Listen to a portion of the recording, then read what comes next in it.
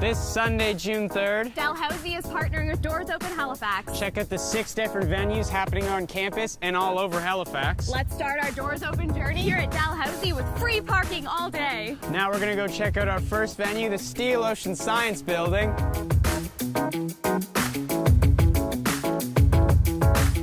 We're here at our first Doors Open venue, the Steele Ocean Science Building, with the Dalhousie Agriculture and Science faculty. May's already in there learning about plant science and aquaculture, so let's go check it out.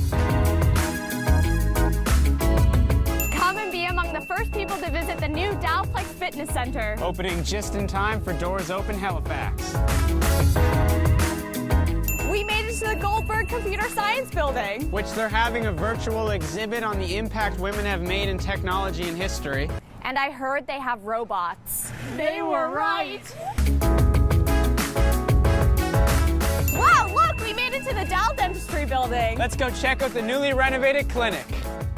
We're here at Dalhousie's Forrest Building. Where at Doors Open, you can come to the laboratory for brain recovery and function and experiment with brain stimulation.